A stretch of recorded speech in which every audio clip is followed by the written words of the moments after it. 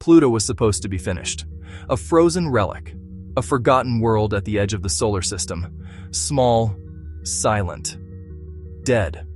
That was the story we told ourselves, and for a long time it sounded reasonable. Pluto lives in a realm of darkness, far beyond Neptune, far beyond the warmth that shaped the inner planets, nearly 6 billion kilometers from the sun. Out there, daylight is weak. The sun does not dominate the sky. It shrinks. It fades. By the time you reach Pluto, it looks less like a life-giving star, and more like an unusually bright point in a black, endless void. If you stood on Pluto at noon, the sky would not glow blue. It would stay dark, not like night on Earth. Something colder, something emptier, a permanent twilight at the edge of the known solar system. For most of the 20th century, scientists assumed Pluto was simple, a ball of ice and rock, frozen through and through.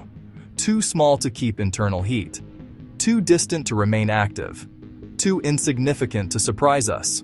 Then, in 2015, that assumption began to collapse. After a journey lasting nearly a decade, new horizons finally arrived. Humanity had reached Pluto, not with guesses, not with blurred telescopes, but with a camera. And the first close images changed everything. Across the surface of this distant world was a giant bright shape. Smooth, pale, almost perfectly formed. It looked like a heart. For a moment, Pluto seemed gentle, almost inviting. But that bright region was not a symbol. It was evidence. Evidence that Pluto was not dead. That great heart is called Sputnik Planitia, a vast basin stretching across the surface like a frozen sea. But this was not ordinary ice. Not the kind beneath winter boots. Not the kind floating in Earth's oceans. This was nitrogen ice. On Earth, nitrogen is a gas. Invisible. Everywhere. On Pluto, it freezes into solid ground. The temperature falls so low that the atmosphere itself can become part of the landscape. And inside Sputnik Planitia, that frozen nitrogen forms a massive glacier, a slow-moving plain of nitrogen, methane, and carbon monoxide, a sea made from chemicals that would be gases almost anywhere else. And then came the real shock. That glacier was moving, slowly, subtly, but unmistakably. Its surface showed patterns of convection, cells of material rising and sinking, like a pot of thick fluid being gently stirred from below. That should not happen on a dead world. Not here. Not this far from the sun. And yet it was happening, which meant Pluto still had energy. Not much, but enough. Enough to keep the surface changing. Enough to erase impact scars. Enough to tell us that something inside the planet was still awake. Now imagine standing on the edge of Sputnik Planitia. The plain before you would stretch toward the horizon in a field of pale frozen nitrogen. The air would be thin, almost non-existent. The silence would feel absolute. And above that silent white plain, mountains would rise into the black sky. But those mountains are not rock. On Pluto, rock barely rules the landscape. Water ice does. At those extreme temperatures, water ice becomes extraordinarily hard. Hard like bedrock. Hard like steel. It forms cliffs, ridges, entire mountain chains, some rising several kilometers high, and somehow, impossibly, some of them appear to float.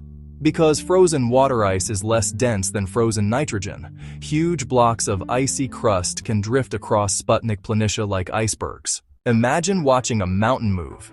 Not collapse, not explode. Move, slowly crossing the surface of a dwarf planet in total silence. An entire range gliding through alien frost. Then you notice another detail. Something subtle. Something wrong. The landscape is not only white. In places, it is red. Dark red. Burnt red.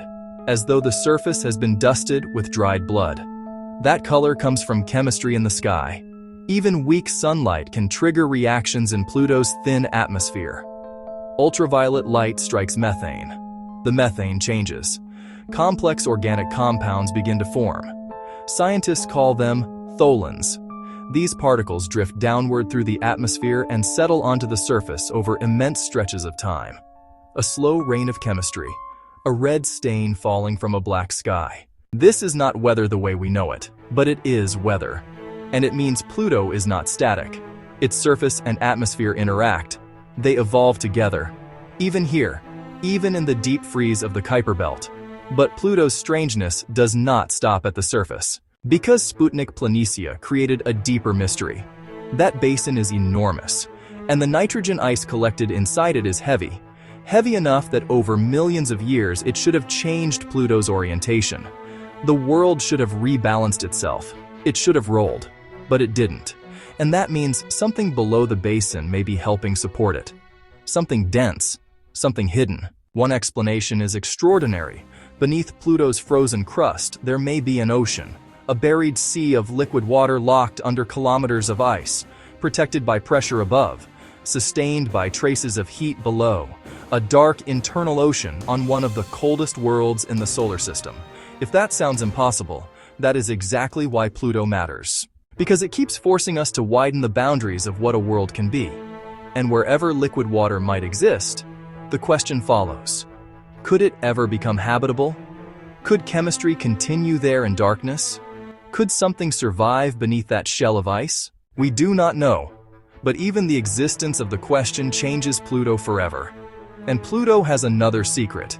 Its atmosphere does not simply sit above the surface. It changes with the seasons. Because Pluto's orbit is long and highly elliptical, its distance from the Sun changes dramatically over time. Its year lasts 248 Earth years. That means Pluto experiences seasons that can last for decades. As it moves closer to the Sun, some surface frosts can sublimate into gas. As it moves farther away, parts of the atmosphere can freeze back onto the ground. On Pluto, the boundary between sky and surface is unstable. The planet breathes, slowly, over generations. Its air can settle as frost. Its frost can rise as air. It is a world where the atmosphere itself migrates. Then came one of the most beautiful images in planetary science. As New Horizons sped away, it turned back toward Pluto. The Sun was behind the planet. And suddenly, the darkness lit up. A thin blue halo appeared around the edge of the world. Layer after layer of atmospheric haze glowing in backlight. A fragile atmosphere hanging over a frozen horizon. For one brief moment, Pluto looked almost delicate. Not terrifying, not abandoned, just distant, and strangely alive. But Pluto is not alone in that darkness. Beside it moves Charon, its largest moon. Though calling Charon just a moon almost feels wrong. It is too big, too important. Pluto and Charon orbit a point in space between them, not inside Pluto, between them. That makes the system feel less like a planet and moon, and more like a pair. Two worlds bound together, locked face to face forever. If you stood on one side of Pluto, Charon would hang there in the sky. Huge, still, permanent. It would never rise, never set. It would only watch. And if you crossed to the far side of Pluto, you would never see it at all. Charon carries scars of its own. A dark reddish cap stains its pole. Material likely escaped from Pluto's atmosphere, drifted across space, and settled onto Charon before changing chemically in the cold.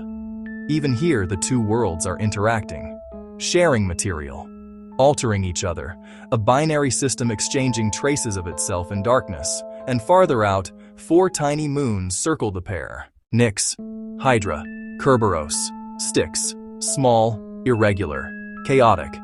Fragments from an ancient collision, still tumbling around the central pair like debris left over from a violent beginning. Together, they turn Pluto from a lonely object into a miniature system, a distant kingdom at the frontier of the solar system. And beyond Pluto lies the Kuiper Belt, a vast ring of icy worlds and ancient leftovers. A region filled with bodies that may preserve clues from the birth of the solar system itself. Pluto is not an exception out there. It is a representative, a messenger from a hidden population of worlds we are only beginning to understand. Which means Pluto matters for more than its own sake. It matters because it tells us that the outer solar system is not empty, not simple, not finished. It is active, layered, strange, and likely full of surprises. For decades, Pluto was reduced to a label: planet, then dwarf planet, as if classification could capture what it really is. But labels feel small now, too small. Because the closer we looked, the more Pluto refused to behave like a dead world. It has moving glaciers, floating mountains, chemical snowfall, a shifting atmosphere, a binary companion, and maybe, beneath all that ice, an ocean hidden from the sun. Pluto was supposed to be the end of the story, a cold leftover in deep space. Instead, it became a beginning. A reminder that the universe does not care about our assumptions, that the smallest worlds can hold the biggest surprises, and that even at the edge of sunlight, a planet we thought we understood can still wake up and astonish us. Pluto remains what it has always been: distant, frozen, silent, but not dead, never simple, and still waiting, out there in the black, keeping its secret.